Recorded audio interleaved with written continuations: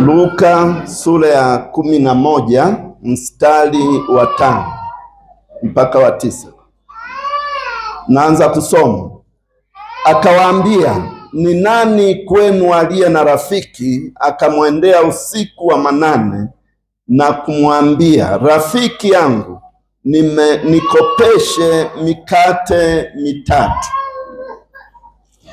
kwa sababu rafiki yangu amefika kwangu, atoka safarini, nami sina kitu cha kuweka mbele yake. Na yule wa ndani amjibu akisema, usinitaabishe, mlango umekwisha fungwa, nasi tumelala kitandani, mimi na watoto wangu, siwezi kuondoka nikupe. Nawaambia ya kwamba ijapokuwa haondoki ampe, kwa kuwa ni rafiki yake, lakini kwa vile asivyoacha kumwomba, ataondoka na kumpa kadri ya haja yake. Nami nawaambia, ombeni nanyi mtapewa, tafuteni nanyi mtaona, bisheni nanyi mtafunguliwa. Baba, katika jina lako Yesu Kristo uliye hai, ninakushukuru na ninakubariki. Asante kwa ajili ya neno hili. Naomba utubariki wote, Mungu usiyebadilika. Wewe ni mwenye nguvu zote na Mungu wa mipango na taratibu. Ukilipanga wewe, haliwezi kupanguliwa na chochote. Wewe ni Mungu mwenye nguvu na unastahili sifa. Libariki neno hili. Naomba utubariki kwa neno hili. Naomba unibariki ninapoongea neno hili. Kwa utukufu wa jina la Yesu Kristo nimeomba na kushukuru. Amen.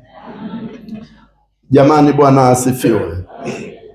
Hili somo ni somo ambalo tunalisoma siku zote, na tunajua kwamba hapa huyu bwana alikuwa mhitaji, alafu Bwana akampa hitaji lake. Alikuwa mhitaji, alafu akapewa hitaji lake. Bwana Yesu asifiwe. Alikuwa na shida, alafu akatatuliwa shida yake. Hili ndio andiko, lakini ukianza kulinyumburisha sio hivyo. Linaongea, linasema huyu bwana alitembelewa na mgeni. Unasikia eh? Alitembelewa na mgeni. Alipotembelewa na mgeni, yule mgeni alikuwa na njaa, kwa hiyo akahitaji kula, na yule mwenyeji akawa hana chakula akawa hana chakula cha kumpa yule mgeni aliyemfikia. Sasa alipoona hana chakula, ni jambo ambalo lilimpa shida, lilimshughulisha. Jambo linaweza kumshughulisha mtu, hasemi lakini anashughulishwa.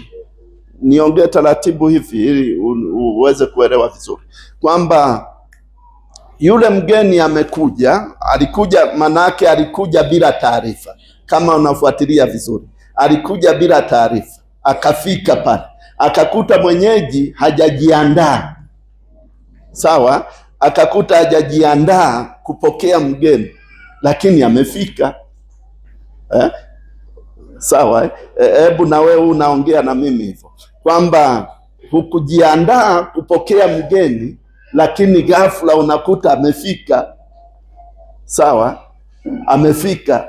Sasa huwezi kusema kwa nini umefika wakati amefika. Hilo sio swali. Hilo sio swali. Inatakiwa kwa kuwa ameshafika ufikiri kitu kingine. Sio swali la kusema kwa nini umekuja bila kunijulisha. Huo utakuwa ni mchezo wa mazungumzo, si ndio jamani? Wewe mtu amekufikia, alafu nasema we, mbona hukunijulisha? Unapoteza muda. Nikujulishe wakati nipo. Unaona? Kwa hiyo unakuta kunakuwa mjadala ambao mtu nakuwa nao, lakini haujibiwi na mtu wala hauzungumzi na mtu, ili unajizungumza mwenyewe. Kujizungumza mwenyewe ni kule kusema hivi, kwa nini hakunijulisha? Amekuja tu ghafla, anajueje kwamba sikuandaa chakula? Yaani unajizungumza mwenyewe, unaongea mwenyewe. Ndivyo Biblia ilivyo, kwamba Biblia inaweza kuandika kitu hapa, lakini ujue ilikuwa inazungumza. Kulikuwa na vitu vingine nje ya kile unachokisoma. Ndio ile tunasema kutafakari, au tunasema kunyumburisha, au kujua nyakati. Kujua nyakati. Sasa kwa kuwa unakuwa unajizungumza mwenyewe, huwezi kuwa na majibu. Huenda ungemhoji yule, angekuambia kwamba nimekuja kwa sababu nilikuwa na dharura fulani. Nilikuwa na dharura fulani, ndio maana nimekuja ghafla. Au nimekuja ghafla kwa sababu kuna shida ambayo imenilazimisha nije ghafla. Sasa kwa kuwa swali hilo huwezi kumuuliza, kwa kuwa mtu amefika, unabaki unazungumza mwenyewe na yule na majibu yake mwenyewe ambayo huwezi kuyajua. Kwa hiyo hii inawatenganisha mtu na mtu kwa kuto kuliweka wazi. Huyu angeuliza kwamba kwa nini umenishtukiza, angepata majibu. Kwa hiyo ule ndio mnyumburiko wa taarifa zinazozungumzwa kati ya watu wawili. Sasa huyu bila kuzungumza amekuja, huyu bila kuhoji anaingia kwenye utendaji. Kuna vitu vingine unaweza kufanya si kwa mazungumzo, ukafanya kwa msukumo. Sawa, kuna vitu kama hivi hata katikati ya ndoa. Wakati mwingine mwanamke unaweza kufanya kitu bila kushirikisha, hujamshirikisha mwenzio ukafanya, au mwanaume ukafanya kitu usimshirikishe mwanamke, akakuta tu umefanya. Sasa kinategemea kitu unachokifanya. Je, kinajenga umoja au kinabomoa umoja? Hapo ndio penye shida. Bwana Yesu asifiwe. Huyu kafanya ni jambo jema, haliwezi kuhojiwa. Huyu akafanya mwingine ni jambo jema, hawezi kuhojiwa. Mtu akifanya jambo lisilo jema anaweza kuhojiwa, kwa nini limefanyika hili? Na ukihoji kwa nini limefanyika hili, huyu atakuwa na sababu ya kusema limefanyika hili kwa sababu 1, 2, 3. Ndio maana watu wanaelewana. Bwana Yesu asifiwe. Kwa sababu amefanya jambo hili, ana sababu. Akikuelimisha utaelewa, utaona ni ramani. Asipokuelimisha utabaki unasema moyoni mwako, litakutesa, litakusumbua. Sasa huyu bwana yeye akamwendea mwenzake ghafla, anakuta tu yupo ana njaa, anataka chakula, alafu anataka kuoga, anataka kulala na kadhalika. Bwana Yesu asifiwe. Sasa kuna ghafla za aina hiyo. Wakati mwingine badala ya kuhoji, chukua hatua, fanya jambo, timiriza jambo, mariza jambo, kuliko kulimbikiza. Sasa huyu bwana akaona hili jambo, kwa kuwa huyu ni rafiki yangu, amenitembelea, amefika, sina sababu ya kuanza kuhoji, acha nikachukue mkate ale. Anaenda kwa mwenye mkate, anamgongea yule mwenye mkate, naye anazungumza moyoni, huyu jirani yangu anakuja hapa bila taarifa, au anakuja kununua mkate wakati huu wa usiku.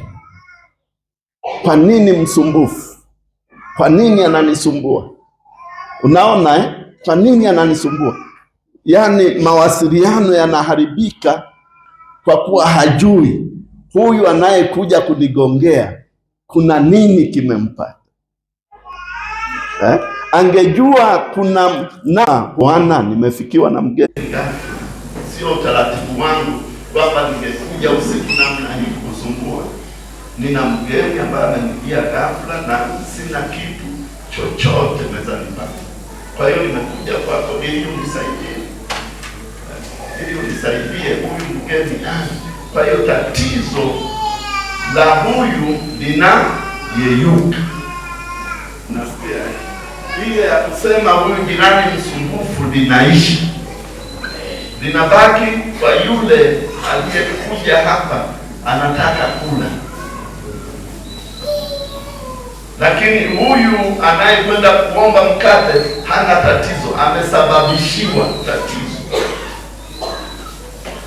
Na ndio maana unakuta anakubariki na Mungu. Huyu muuza mkate akakubali kwenda kumuzia, japo aliendelea kusema, anasema kwa usumbufu huu. Unasikia? Unafikiri neno hili alimwambia yule mtaka mkate? Hakumwambia, ila akasema moyoni mwake, kwa usumbufu huu afadhali nimpe mkate aende. Unaona, ambalo huyu anayetaka mkate hakulijua kwamba huyo ndivyo anavyosema. Huyu mnunua mkate akasema amenihurumia, ameamua kuniuzia mkate. Bwana Yesu asifiwe. Lakini huyu akasema ili nisiendelee kusumbuka, nimpe mkate aende zake. Kumbe huyu ndio jawabu analotaka, pate mkate aende zake. Kwa hiyo mawasiliano ni kitu muhimu sana. Mawasiliano, watu wanaweza kukosa ushirikiano, wanaweza kukosa umoja kwa kutojua mawasiliano, uhusiano. Bwana Yesu asifiwe. Sasa huyu alipopewa mkate, moyo wake ukakunjuka, akafurahi kwamba asante Mungu, nimepata mkate, mgeni wangu atakula, atakuwa salama. Asante Mungu. Biblia inasema bisheni bila kukoma. Maana yake nini? Kwamba tafuta, bisha, omba Mungu bila kukoma. Maana yake uwe na tumaini kwamba Mungu atafanya. Sasa yule amepata mkate, amefurahi, anarudi kumpa mgeni wake ale. Ni majibu, majawabu ambayo alikuwa mashakani wakati yule anakataa kumfungulia mlango, lakini alipofungua akampa, likawa jibu lake, akafurahi kwamba fadhali amenipa. Bwana Yesu asifiwe. Afadhali amenipa, amenisikia, amenipa mkate. Ikawa furaha. Ile furaha haikuwa na kifani. Huenda alipofika pale nyumbani kumpa yule mgeni ili yake, huenda alisema, Bwana Mungu amenisaidia mkate huu Bwana, wewe kula, furahi na nini. Yule alipokula ule mkate akafurahi, na huyu akafurahi kwamba amekubaliwa, amepewa mkate, na yule akafurahi kwamba fadhali kwa kuwa amepata fedha, ameondoa ile kelele ya kumbishia. Unasikia? Kwa hiyo furaha ikaenea kwa watu wote. Yule wa kwanza akafurahi, njaa ikaisha, akala. Huyu aliyetembelewa ghafla akafurahi kwa kuwa amekubaliwa na jirani yake kumpa mkate. Yule aliyetoa mkate akafurahi, akasema ni nafuu nimempa, sitagongewa mlango tena. Kwa hiyo furaha ikaenea kwa watu wote. Bwana Yesu asifiwe. Wote wakafurahi kwa jibu la mtu mmoja. Kwa hiyo wote wakajaa furaha, nguvu ya furaha, nguvu ya furaha. Mimi nimeona mtu anaweza kufurahi, akafurahi, akasahau yote ile furaha, akashangilia, akafurahi. Tulikuwa na dada mmoja kwenye ndege, walikaa nyuma yangu. Sasa sijui, unajua kwenye ndege wanagawa vinywaji, sijui waliwapa bia, wakanywa. Aliongea yule binti akawa anaongea na kijana fulani, anaongea, anacheka, yuko kwenye ndege, watu wameshika roho mkononi, yeye anacheka.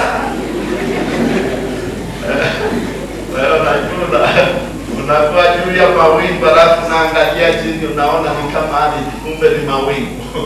Alafu yeye anacheka kule, watu wako kimya, yeye anacheka. Huyu ana furaha gani? Hajawahi panda ndege. Bwana Yesu asifiwe. Kwa hiyo akawa anapiga kelele, anacheka.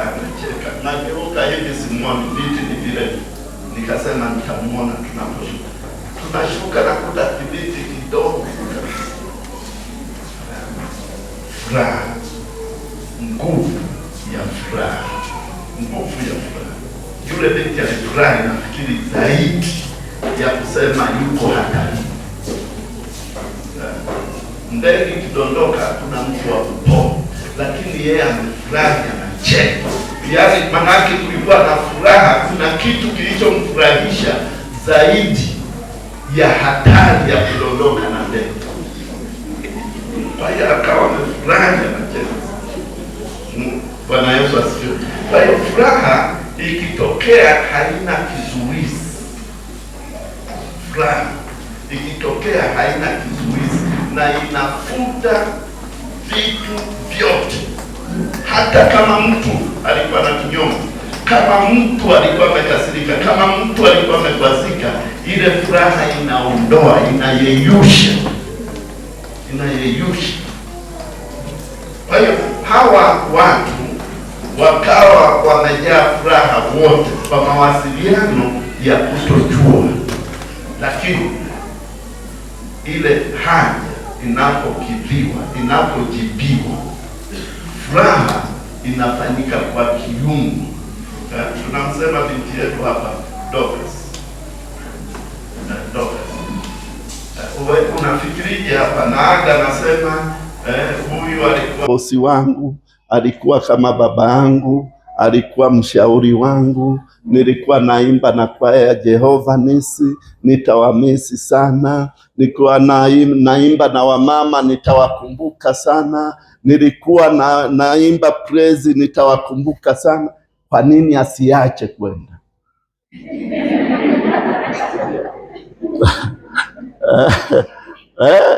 Danganya toto.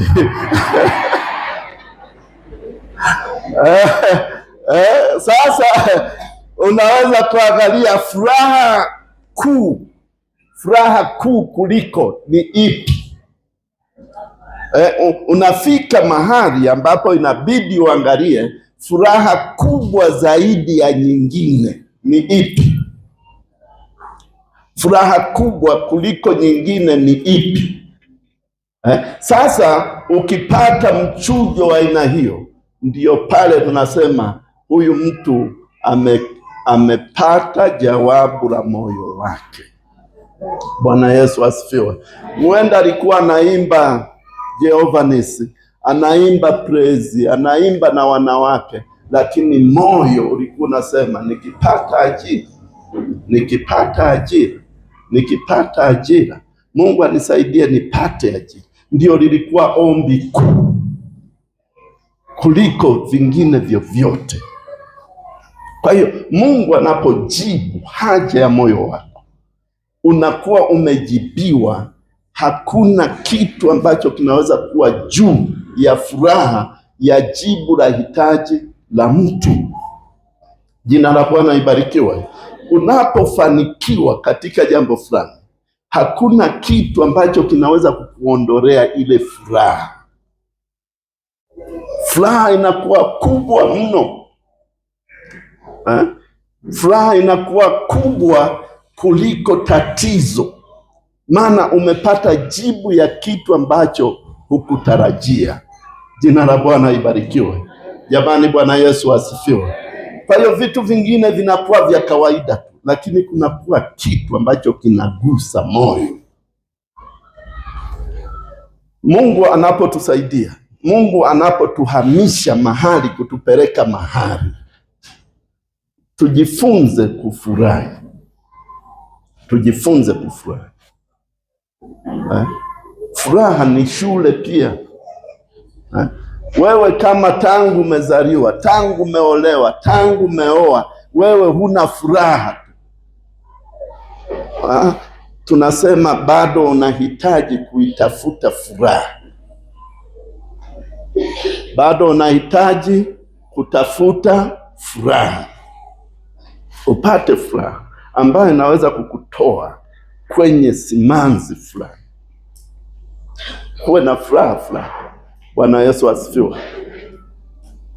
Sasa furaha ni kitu cha ajabu sana. Unasikia kwenye Biblia kuna matukio ya aina mbalimbali sana, mengi.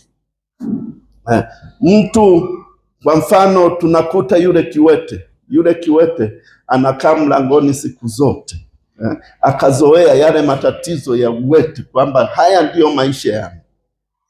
Siku Mungu anamtokea, anamponya. Siku Mungu anamponya, ile ilikuwa furaha tata. Ilikuwa furaha tata. Nasikia ilikuwa furaha ya utatanishi.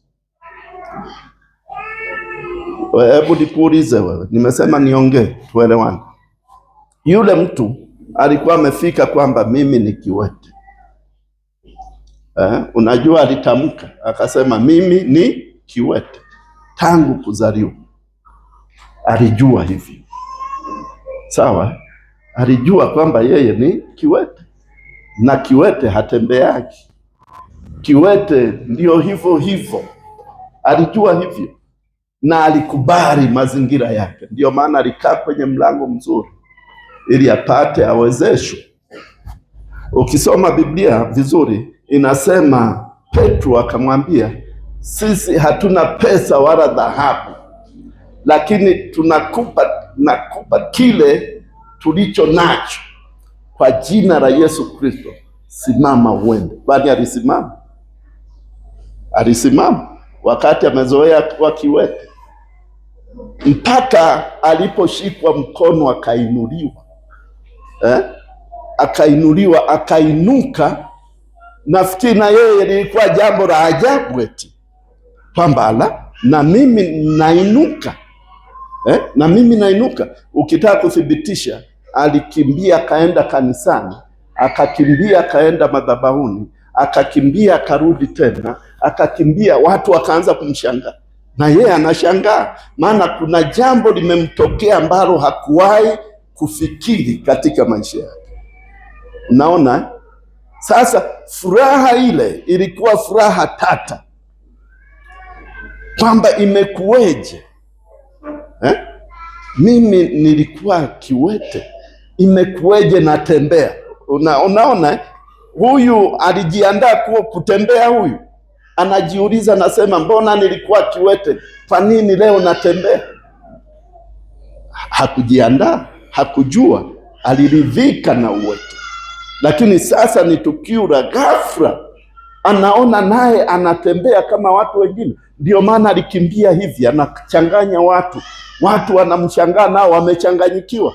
Lakini ni tendo ambalo lilikuwa la furaha kupita viwango. Bwana Yesu asifiwe. Kupita viwango. Mafanikio ya kukaa mlangoni kuomba sadaka lilimsababishia kupata kitu kingine. Lazima pia tujiulize, Petro na Yohana wakati wanaenda pale walikuwa na furaha kwamba leo tunamkuta kiwete, tutamsaidia? Walikuwa wanazungumza mioyoni kwamba huyu naye kiwete anatusumbua kila siku, naomba hela kila siku, naomba hela. Hata mtu kama hana hela na kinga mikono. Walikuwa wanazungumza mioyoni mwao. Sasa kufika pale, ndio maana wanasema hatuna fedha wala dhahabu. Hawana fedha wala dhahabu. Ile ni hasira kwa Petro.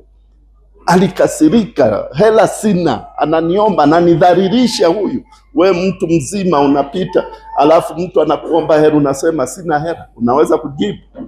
Mpe kitu kingine. Petro akasema nakupa kitu kingine, kwa jina la Yesu Kristo simama uende. Unafikiri Petro alijipanga toka nyumbani? Hapana, yalikuwa matokeo. Anamsimamisha yule, anamshika mkono. Kumsimamisha na kumshika mkono haikuwa salama, ilikuwa ni hasira ya kimungu, kwamba ebu sasa simama kwa jina la Yesu. Yule kweli akasimama, na Petro alianza kushangaa, hivi Mungu amenitumia mimi? Mbona sijawahi ponya kiwete? Mbona sijawahi ponya hata homa kwa mtu? Mbona Aliendelea kuzungumza Petro, na yeye alikuwa kwenye mshangao. Kanisa likawa kwenye mshangao, kiwete akawa kwenye mshangao. Kazi ya Mungu imefanyika. Haleluya, haleluya! Ndani ya mshangao Mungu hujitukuza na kujidhihirisha. Ndani ya mshangao Mungu huonekana, ili watu wote washangae matendo makuu ya Mungu. Bwana Yesu asifiwe! Bwana asifiwe! Nguvu ya furaha, ile furaha ya Petro kushangaa Mungu amemtumia, furaha ya kiwete kuona kwamba naye amesimama, furaha ya watu waliochoshwa kuomba sadaka na kiwete, ile furaha ikawa kubwa. Watu wakawa wanashangaa, wengine mle kanisani wakawa wanalia machozi, kwamba hivi ni kweli amepona huyu, amepona. Inakuweje hata kwa ndugu zake haikuwa nalia? Hivi ni kweli, ni kweli Mungu ametusikia, ni kweli Mungu ametujibu, ni kweli Mungu. Watu wanalia machozi yenye furaha. Kwa hiyo furaha inaweza kukutoa machozi, furaha inaweza kufanya useme potelea mbali, takalokuwa naliwe, lakini nifanye kwa ajili ya Mungu. Haleluya, Bwana Yesu asifiwe. Utumishi, kumtumikia Mungu ni furaha ya pekee. Nakumbuka mimi, sijui, ndio maana nimepitia mapitio mengi. Nilisema kwamba kwa kuwa Mungu ameniita, nimekata shauri, nimeokoka, niko tayari kwa ajili ya Yesu Kristo. Niko tayari kutembea uchi, niko tayari kukosa chakula, niko tayari kulala na njaa kwa ajili ya Bwana. Ulikuwa ukiri, na ukiri huu ulikuwa ni andiko. Utakosa chakula, utakosa mavazi, utakosa nini na kadhalika, ni andiko. Nikasema kwa uzuri huu, kwa wokovu huu, niko tayari kutembea uchi. Leo ukinishauri kwamba tembea uchi Karinga, Eliud, acha nguo, tembea uchi, nitakubali. Lakini nilikiri kwamba niko tayari. Ile furaha haikuwa na kifani. Nikasema niko tayari kutengwa na jamii, niko tayari kutengwa na wazazi, niko tayari kutengwa na marafiki, lakini Yesu Kristo aishi ndani yangu. Furaha ya pekee hiyo, ndio furaha ya maamuzi, furaha ya maamuzi ya kimungu. Jina la Bwana ibarikiwe. Na Mungu hufanya makubwa ndani ya maamuzi. Ukiamua kwa maamuzi ya ushujaa, maamuzi ya kinguvu, maamuzi ya kimamlaka, Mungu huingilia kati, Mungu hufanya. Nakumbuka wakati ule mnanijengea nyumba, mlipojenga nyumba, niliongea moyoni mwangu, mimi nitafanya nini kwa Mungu endapo kama kanisa limejidhabihu, limefanya kazi hii, mimi nitafanya nini kwa Mungu? Matendo yenu yakanifikirisha sana. Sasa unajua, kikawaida unaweza kusema tumemjengea mchungaji bwana, ni wajibu wetu tu kumjengea mchungaji na nini, lakini usijue upande wa pili umeusemeshaji. Ndio maana wakati mwingine tunakosa baraka za Mungu kwa sababu ya kujisahaulisha. Lazima ujue unapofanya jambo kwa mtu, kuna jambo la pili, upande wa pili unasemaje. Huwa hatujui, huwa hatufikiri kwamba upande wa pili unasemaje. Tunafikiri tu umetimiza wajibu, umefanya. Mungu hayuko hivyo. Unapofanya jambo, Mungu hufanya jambo. Bwana Yesu asifiwe. Jamani, Bwana asifiwe. Unapofanya kitu, upande wa pili unazungumza. Sasa mimi nikasema Mungu anisaidie. Siwezi kufurahia baraka hii ya nyumba. Niliongea nikasema siwezi kunyamaza. Mungu lazima nifanye kitu kwa Mungu. Ndio chanzo cha kupata uwanja wa Chapwa. Unafikiri ulikuwa kwenye vikao kwamba tulikaa vikao tukapanga kwamba tununue uwanja? Wala haikuwepo. Lakini kanisa limefanya hivi. Nitafanya nini kilicho chema kwa Mungu? Sasa nyumba na uwanja wa Chapwa, sawa? Nyumba ile ninayoishi na uwanja wa Chapwa, wakisema chagua moja, utachagua nini? Kwa wakati huu tulionao utachagua kipi? Utachagua uwanja, sawa? Utachagua uwanja, uko sahihi. Huwezi kuchagua nyumba. Nyumba zinapitwa na wakati. Gharama ya nyumba haiwezi kufanana na uwanja wa Chapwa. Ule ni uwanja wa gharama, ule ni uwanja wa fedha nyingi kuliko nyumba. Kwa hiyo mpango wa Mungu huinua viwango, huinua viwango. Sasa leo tunapiga hii nani? Tunaongea hili suala la hela.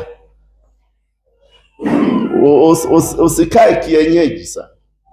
Suala la gari, kwamba tununue gari kwa mchungaji.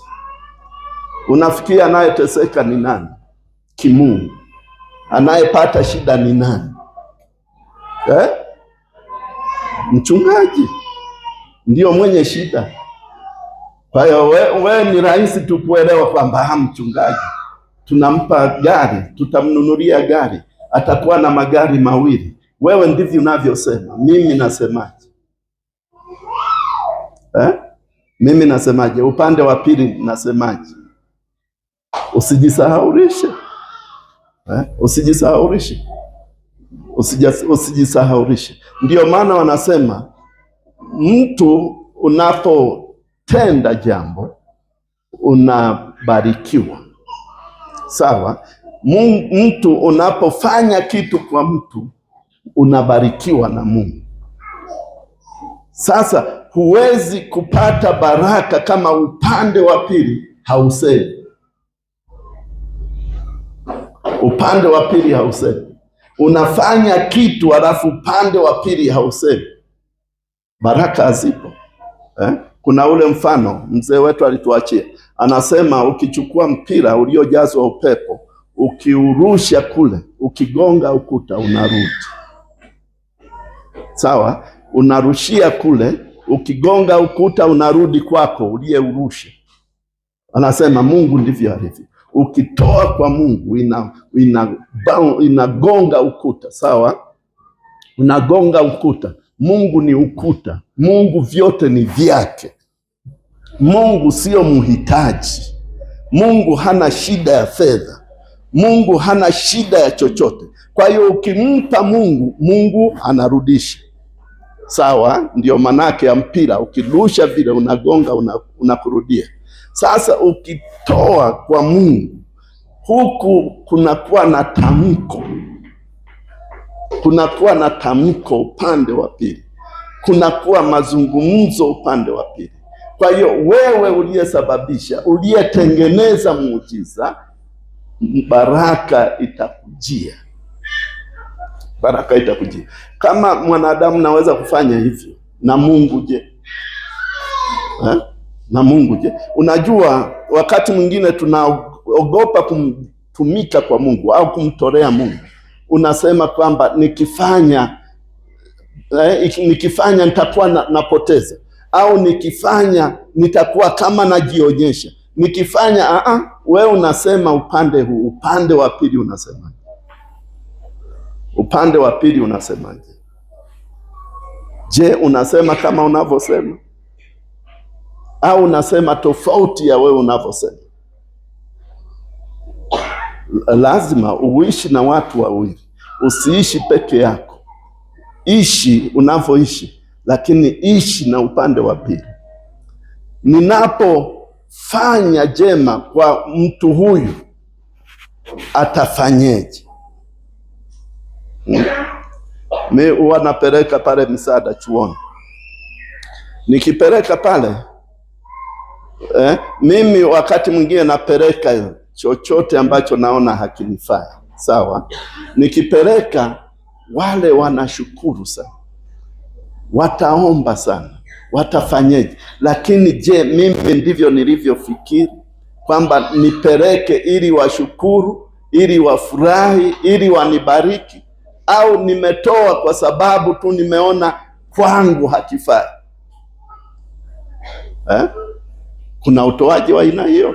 Hiki kitu kwangu kime-expire, nampa mtu mwingine. Lakini napompa mtu mwingine, je, naye ana wazo kama la mimi kwamba kime-expire au anashukuru? Kama anashukuru, mpira umegonga. Kama anapokea, basi yale anayozungumza ndiyo yanakuja kwako. Bwana Yesu asifiwe. Mmejibu vizuri. Mnasema tunaposhughulika kukununulia gari, mwenye shida ni wewe mchungaji. Mimi nafikiri kuliko wewe unavyofikiri. Unasikia?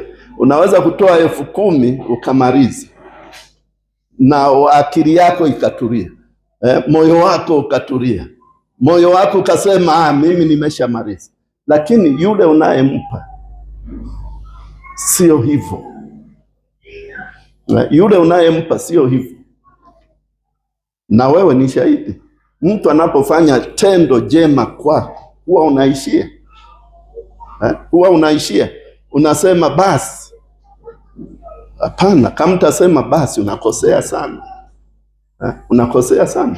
Huwa tunasema asante.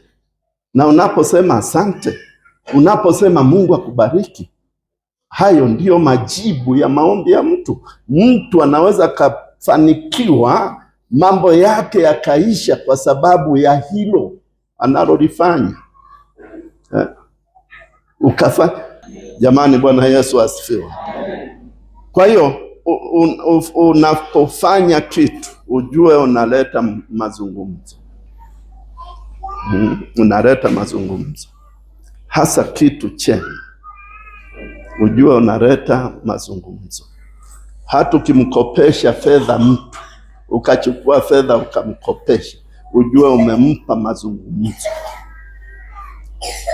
Tusiishi upande mmoja, ishi na upande wa pili. Tambua upande wa pili. Ukifanya kitu useme huyu anasemaje. Na mabaya hivyo hivyo. Ukimfanyia ubaya mtu, ujue anasemaje. Usiishie tu useme hivi nimemfanyia hivi, yeye anasemaje. Vinginevyo dunia hii ingekuwa na vurugu kila saa. Sasa haina vurugu kwa sababu ya hilo. Mtu anafikiri nikifanya hivi huyu itakuweje kwake. Ndio usalama wa maisha. Bwana Yesu asifiwe. Kwa hiyo nguvu ya furaha huleta faida. Nguvu ya furaha huleta maendeleo. Nguvu ya furaha huleta upana wa jambo. Nguvu ya furaha huzalisha kitu. Sasa mimi niko hapa, naomba Mungu nikipokea hii gari nitafanyeje? Huo ndio mzigo niliona. Nikipokea hii gari nitafanya nini? Siwezi kuishia, siwezi kuishia. Lazima nifikiri nafanya kipi. Sasa nikifanya, ndiyo maendeleo ya kanisa.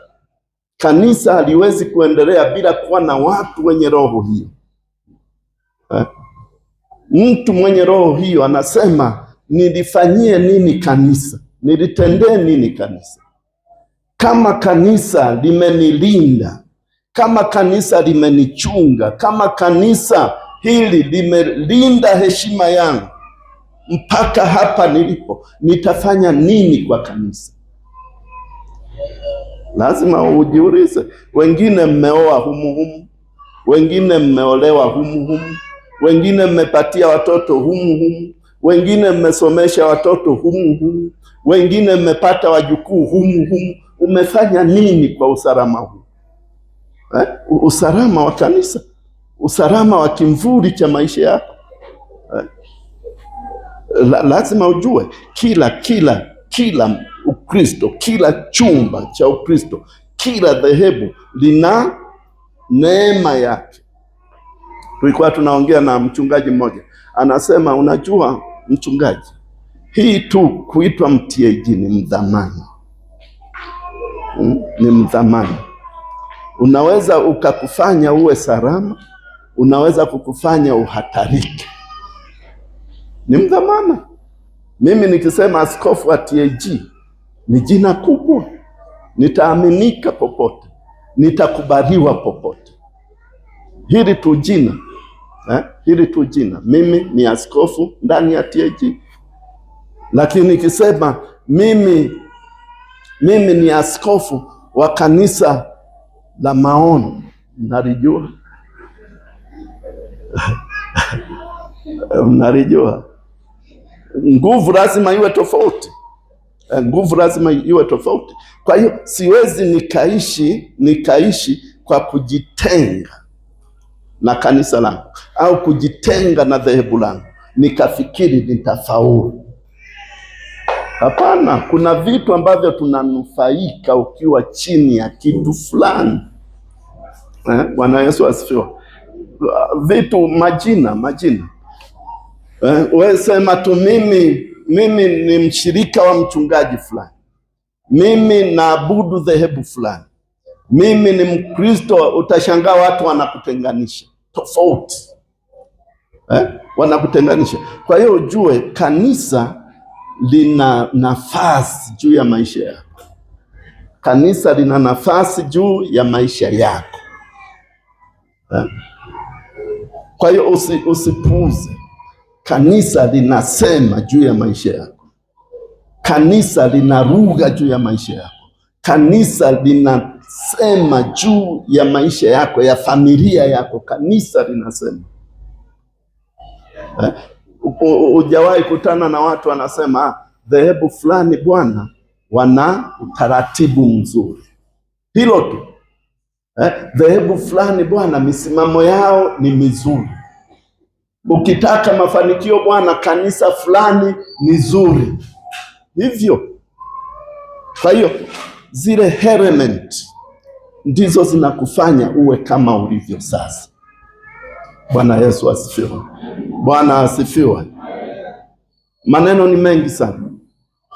Maneno ni mengi sana. Furaha inapatikana wapi? Furaha ni kitu ambacho kinatokea mahali ambapo pana maamuzi ya busara na ya maana.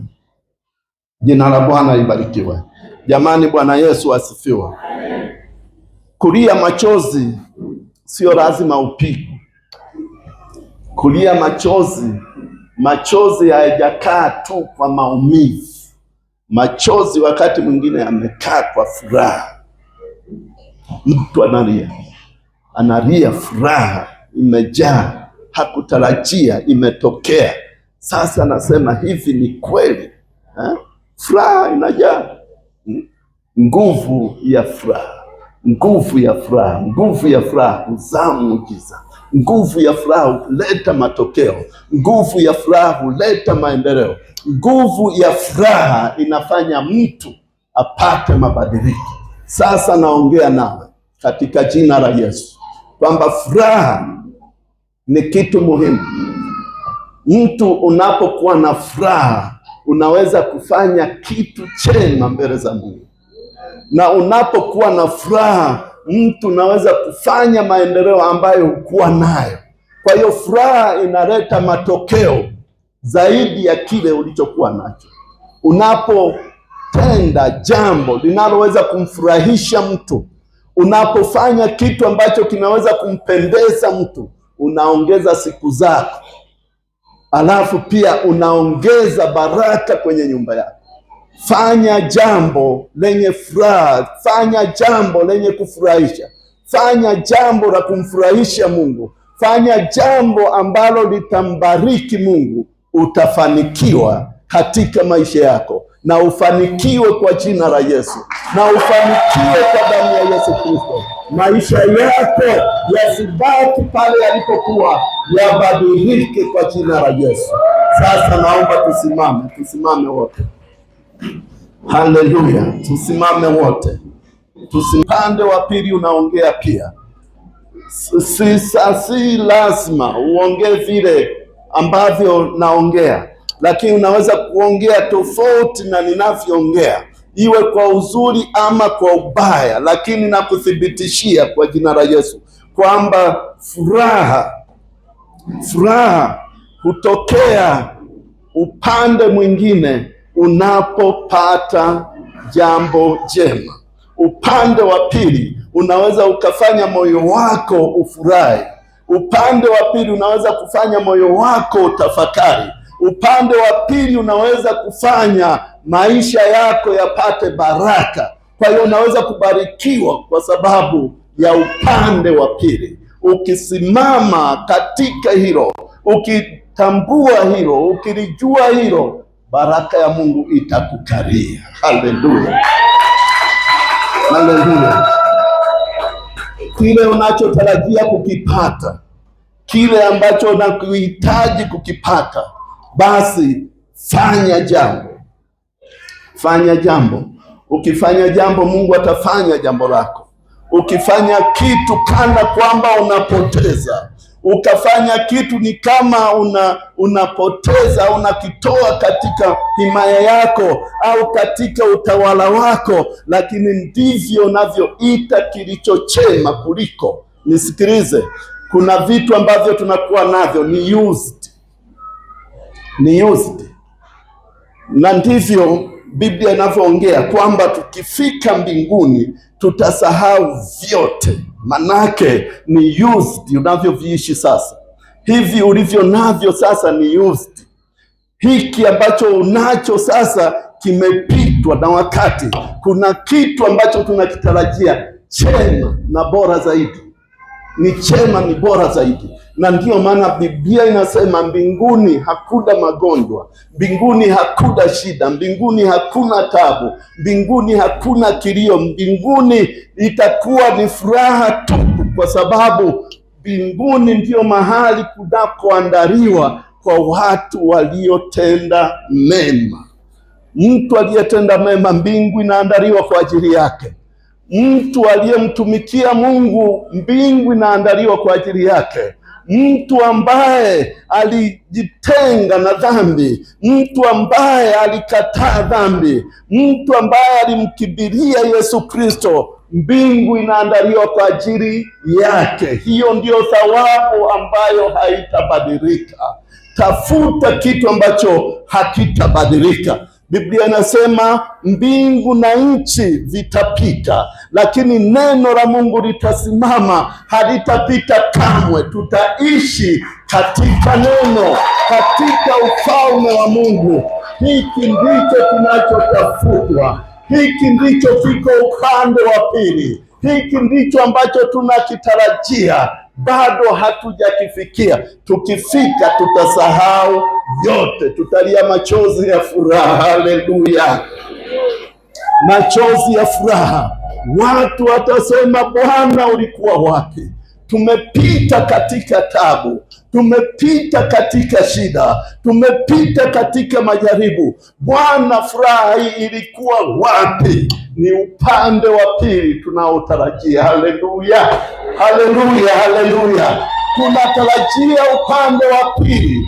Hatusikii kinachoongelewa upande wa pili, hatusikii kinachoongelewa katika ufalme ule wa Mungu, lakini tukifika tutasema hivi, ni mimi kweli nimefika?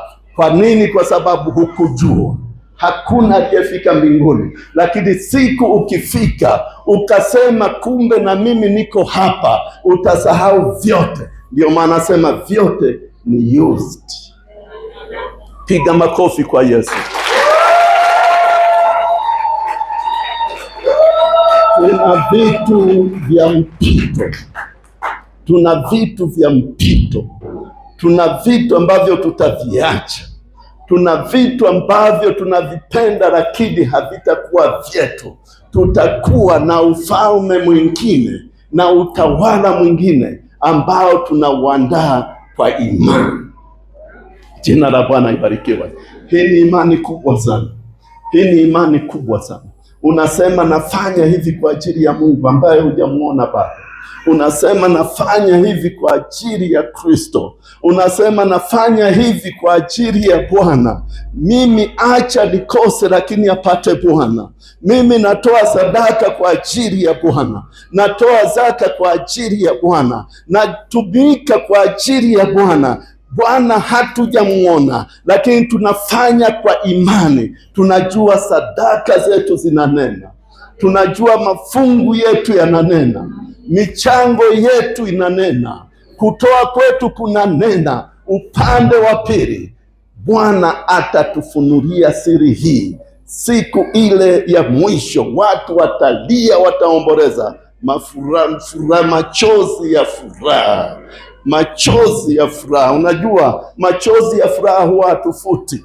Huwezi ukachukua leso unafuta machozi ya furaha. Machozi ya furaha hata yakitiririka utayakubali, maana utasema hii ndiyo hatima niliyokuwa naihitaji, hii ndiyo hatima niliyokuwa naitafuta miaka yangu yote, mpaka nimezeekea imani, mpaka nimeishia imani. Hii ndiyo nilikuwa naitafuta. Jasho zitatoka, machozi yatatoka, lakini Bwana anasema atatufuta kwa kitambaa chake. Unajua kwa nini Bwana tufute kwa kitambaa chake? Ujue watu hawatafuta machozi yao, yatakuwa ni ya furaha ya kupitiliza. Acha yashuke, acha yashuke, lakini Bwana atatupangusa. Haleluya! Bwana atatufuta. Kufutwa machozi na Kristo Yesu aliyeshinda mauti na kifo, akakufuta machozi. Neema hiyo tunaisubiri kwa jina la Yesu. Bwana anifute machozi. Sikiliza, mtu kama nalia anafutwa machozi na mwenzie, huwa inaleta raha, pumziko fulani. Sasa Kristo Yesu ambaye hatumuoni sasa, Yesu Kristo ambaye alitufia, alafu anatuandalia makao, anachukua leso, anakupangusa machozi. Mwana wa mfalme Yesu Kristo anakufuta machozi baada ya tabu nyingi na mateso mengi na mapito magumu na shida nyingi. Hutabaki kama ulivyo, hutabaki kama ulivyo, hutakuwa kama ulivyo sasa. Haya ni ya muda tu, ni nani hii tuseme, ni mambo ya mpito. Haya ni mambo ya mpito, ni mambo ya mpito, ni mambo ya mpito yapitayo, ambayo si ya kudumu. Sisi tutaishi milele. Haleluya, haleluya! Bwana akutendee jambo. Funika macho, funika macho. Bwana akutendee jambo lililo jema. Bwana akutendee jambo lililo jema. Najua nimehubiri maneno haya, kuna jambo Bwana anasema upande wa pili hulijui, lakini Bwana anazungumza kwa ajili yako. Anajua mzigo wako, anajua hitaji lako, anajua haja yako, anajua hitaji lako. Bwana akupe majibu, Bwana akupe jawabu, Bwana akujibu sasa. Kama Dorcas binti yetu, Mungu kamjibu. Kama amemjibu, Bwana anayo majibu kwako sasa. Umeteswa na magonjwa, umeteswa na shida mbalimbali, umeteswa na dhiki mbalimbali, umeteswa na mambo mengi, umekosa haki zako wakati mwingine. Bwana akupe haki yako sasa. Bwana ajifunue juu ya maisha yako. Bwana kuonekanie wakati usiofaa na unaofaa. Bwana akutokee, awe jawabu la maisha yako. Bisha usikome, gonga usikome, tafuta usikome, bisha kwa Bwana. Bwana ni mwaminifu, atakufungulia tu. Haleluya! Yesu Kristo afungue mlango kwako. Yesu Kristo afungue milango kwako. Bwana akujibu mahitaji ya maombi yako. Bwana awe jawabu kupitia maneno haya, awe jawabu juu ya mahitaji haya, na kuombea uliye machozi ya furaha, na kuombea uliye machozi ya furaha, uliye machozi ya furaha, uliye machozi ya furaha, uliye machozi ya furaha, ni machozi ya shukrani, uliye machozi ya kusema Bwana umenikumbuka, uliye machozi ya kusema Bwana umenishindia.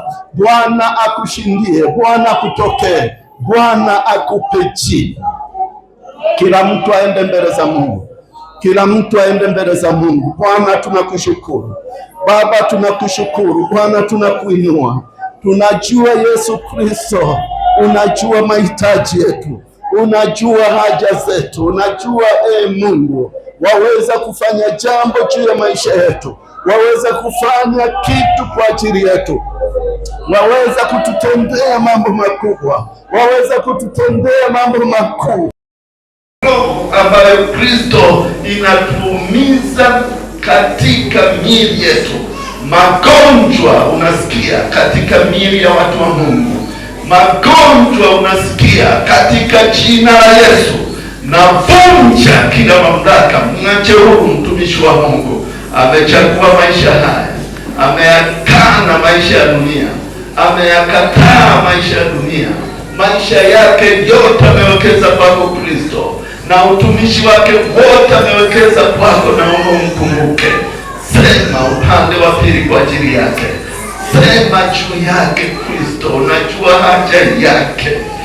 Bwana mfalme wa wafalme, umesema mifano ya watu hao watatu, lakini wote walitoka wamefurahi kwa sababu majibu yao yalitokea kwa wakati. Mpe jibu mtumwa wako huyu, amehitaji muda wa kutosha. Wenda Bwana amefika mwisho kukata tamaa. Naomba na huisha roho hiyo iinuke tena, na huisha wazo hilo liwike liinuliwe tena. Kukata tamaa tunakukataa kwa jina la Yesu. Tunakiri ushindi, tunakiri uweza.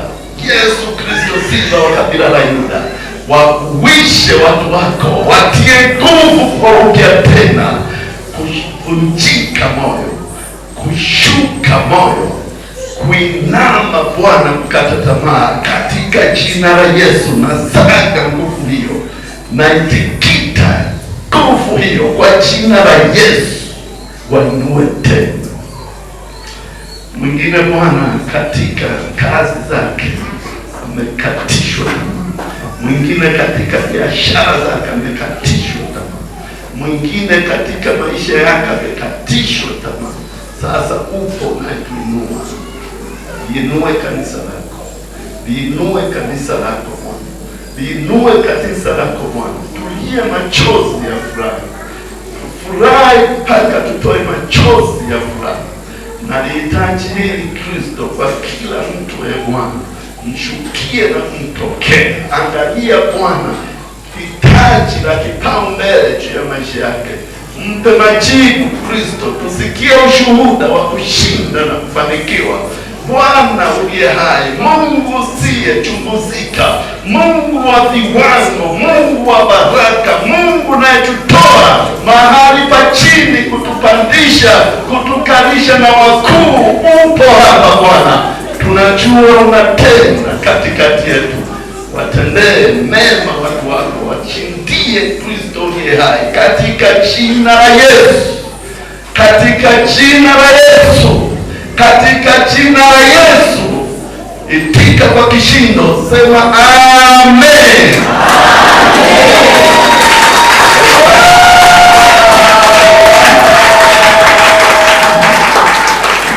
Na iwe hivyo kuanzia sasa.